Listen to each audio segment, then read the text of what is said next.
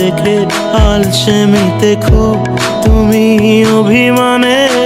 Hello everyone, আসসালামু আলাইকুম, welcome back to my channel. আজকে আমি তোমাদের সাথে শেয়ার করব আমার আজকের শুক্রবারের দুপুরটা। আজকে শুক্রবারে আমি কি করলাম তাই নিয়ে থাকছে আমার আজকের ভিডিওটা। চলো শুরু করা যাক। প্রথমে আমি ঘুম থেকে উঠে আমার চুলটা বেঁধে নিচ্ছি। এরপরে আমি মাঝখানে খাওয়া দাওয়া করে এসে দেখলাম আমার রুমটার এই বাজে অবস্থা। তারপরে আমি শুরু করলাম আমার রুম গোছানো। পুরো দমে একদম রোবটের মতো কাজ করা শুরু করলাম। প্রথমে আমি ওয়ার্ডরোবটা গুছিয়ে নিচ্ছি। ওয়ার্ডরোবটার উপরে এত কিছু থাকে আমাদের বাসায়, এটা যতই গুছায় রাখি না কেন এটা গুছানো থাকেই না। আচ্ছা যাই হোক, তো এখন আমি আমার ওয়ার্ডরোবটা সুন্দরভাবে গুছিয়ে নিচ্ছি।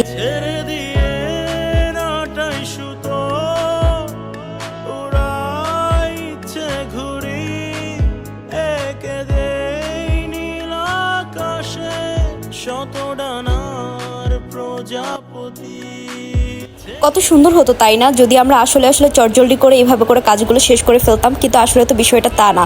বিষয়টা হচ্ছে ঘরবাড়ি গুছাতে যত না সময় লাগে, ঘরবাড়ি এলোমেলো করতে তার থেকেও কম সময় লাগে। আর তার ভিতরে যদি থাকে ঘরে একটা ছোট বোন, তাহলে তো ঘরবাড়ি সবসময় এলোমেলো থাকে।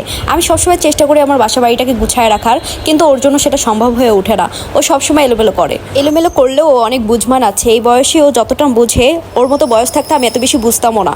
ও নিজের মতো করে ঘরবাড়ি আওলায়, আবার নিজের মতো করেও ঘরবাড়ি গুছায় রাখে। তারা হয়তো বা বালিশ দেখে ভাবছেন এই বিছানায় একসাথে আমরা অনেকজন ঘুমাই। আসলে বিষয়টা তা না। আমরা এই বিছানায় মাত্র 3 জন মানুষ ঘুমাই, আর আমাদের এই 3 জন মানুষের এতগুলো বালিশ।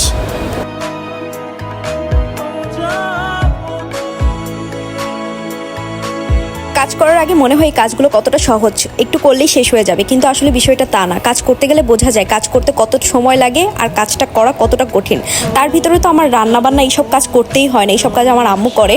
আমার দায়িত্ব শুধুমাত্র ঘরবাড়ি গুছানো, কিন্তু সেই কাজটাও আমি নিয়মিত করি না। আমি যখন বন্ধ পাই শুধু সেই সময়ই আমি আমার কাজগুলো করে থাকি। এছাড়া তো আমার রুম গোছানোই হয় না, এই জন্য এত বেশি এলোমেলো থাকে।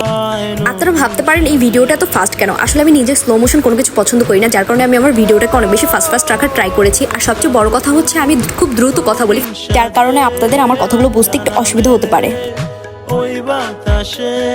শুক্রবারের দিনটাই যেন কাজের দিন মনে হয়। এই দিনটা খুব স্পেশাল একটা দিন। শুক্রবার দিন আসলেই মনে হয় এই কাজ করতে হবে, ওই কাজ করতে হবে। আজকে আমার আম্মু এটা রান্না করবে, ওইটা রান্না করবে, বাবা এই বাজার করবে, ওই বাজার করবে। মানে কেমন যেন খুব সুন্দর একটা স্পেশাল দিন মনে হয়। আর এত বেশি ভালো লাগে এখন, কারণ সেইভাবে তো বন্ধ পাওয়া হয় না, সবসময় ক্লাস করতে হয়। যখন শুক্রবারের দিনটা আমার আসে তখন আমার খুব বেশি ভালো লাগে। একটা ঈদের দিন মনে হয়। কাপড় চোপড়ের কথা নতুন করে আর কি বলবো। অন্যদের বাসার তুলনায় মনে হয় আমাদের বাসায় সবচেয়ে বেশি কাপড় চোপড় এলোমেলো হয়, আর সবার থেকে বেশি আমার কাপড় চোপড় আরও বেশি এলোমেলো হয়। যার কারণে আমার কাপড় চোপড় বেশিরভাগ সময় আমার নিজেকেই গুছায় রাখতে হয়।